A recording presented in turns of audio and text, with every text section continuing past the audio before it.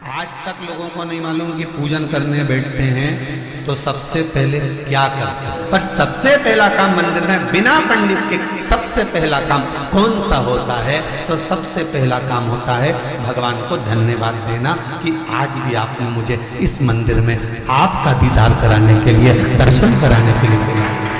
अगर पंडित साथ में होगा तो पहले वो मंत्र बोलेगा, स्वस्ति वाचन करेगा। स्वस्ति वाचन करने में उसको अर्थात भगवान के लिए भी प्रसन्नता और आपके लिए भी। पर आपके पास कोई ब्राह्मण नहीं, आपको कोई स्तुति नहीं आती, आपको कोई मंत्र नहीं आता, आपको कोई साधना नहीं आती, आपको कोई तप नहीं आता, पर आप इतना तो कर सकते हो कि भगवान के मंदिर में जाकर उनको धन्यवाद दे सकते हो कि तेरी कृपा है जो मुझे चलकर यहां तक बुला लिया, 2 कदम चलाया, यहां तक बुलाया, ये तेरी कृपा है। और बड़ी कृपा करी जो डलिया भर के पूजन का सामान भी लाई, बड़ी कृपा करी जो दूध भरकर भी लाई, बड़ी कृपा करी जो कलश भरकर भी लाई। कितने लोगों का फायदा है कलश भरकर मंदिर ले जाने में? देखिए कितने लोगों का फायदा।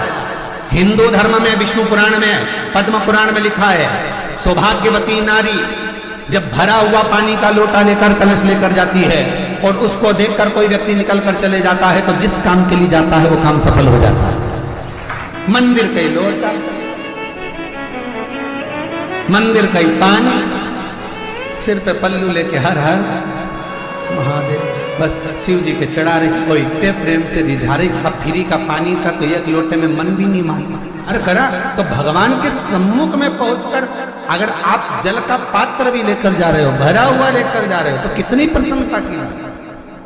हिंदू धर्म की रीति है, जिस पात्र को हम जल चढ़ाने लेकर जाते हैं उस पात्र में भगवान के चरणों का जल लाते हैं, खाली पात्र नहीं लाते। क्या लाते हैं? भगवान के चरणों का जल। उस चरणों तक को लेकर आए, घर में रखा, सबने अपने नैनों में लगाया, हृदय में लगाया, चित्तवृत्ति में लगाया।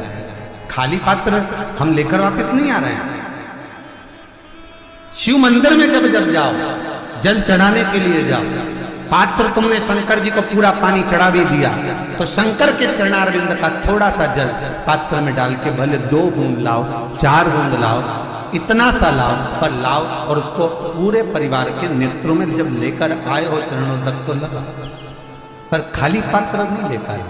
खाली पात्र लाने में ध्यान दीजिए, जब आप पूरा जल समर्पित कर देते हैं, जल समर्पित भी पूरा करना है, भगवान को चढ़ा रहे हो तो पूरा समर्पण होना चाहिए, पूर्ण समर्पण। इसलिए शंकर भगवान को अधूरा समर्पण नहीं, इसलिए श्रीफल भी पूर्ण चढ़ता है। शंकर जी के मंदिर में श्रीफल नहीं पूर्ण, बेलपत्री भी पूरी, चावल का दाना भी चढ़ेगा तो आखा, फल भी चढ़ेगा तो आखा, फूल भी चढ़ेगा तो आखा।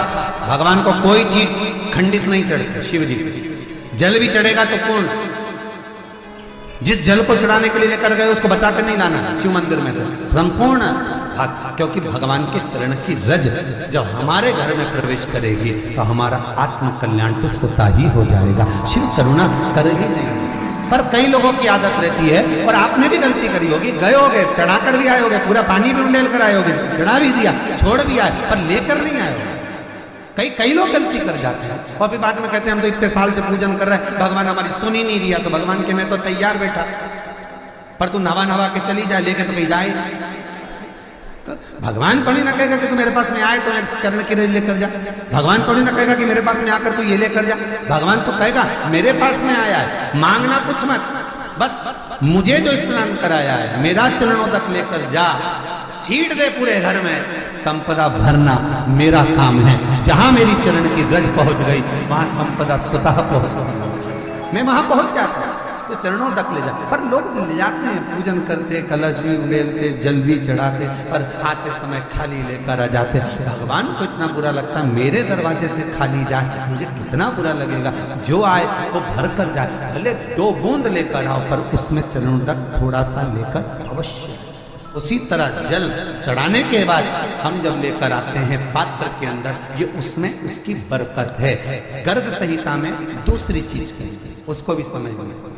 गर्ग संहिता में कहा गया, जब आप घर से जल लेकर जाते हो भरकर, तो ये सृष्टि की जितनी नदियां हैं, पृथ्वी पर जितनी नदियां विद्यमान हैं, जितने तालाब, जितने सरोवर, जितने कुंड, जितने विराजमान हैं, उन सारे तीर्थों का जल जब आप घर से लेकर निकलते हो तो तीर्थ का संपूर्ण जल आपके कलश में आ जाता है। और जब आप उस जल को शिव पर समर्पित कर देती हो और 2 बूंद चरणादक लेकर जब जाती हो तो शिव महापुराण गर्ग संहिता पद्म पुराण कहती है वो जल साधारण नहीं रहता, वो गंगा जल बनकर तुम्हारे घर को पवित्र करने के लिए पहुंच जाता है। वो पवित्र गंगा जल उसको लेकर प्रवेश कर।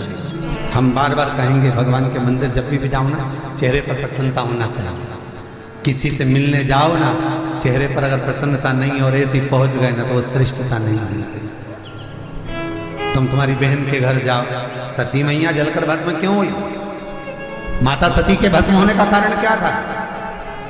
सती को पिता पर जितना क्रोध आया उससे ज्यादा क्रोध सती माता को अपनी बहनों पर आया कि मेरी इतनी बहन, ये 60 की 60 बहन मेरे सामने खड़ी रही और मैं आई तो प्रेम से मुस्कुराई तक नहीं।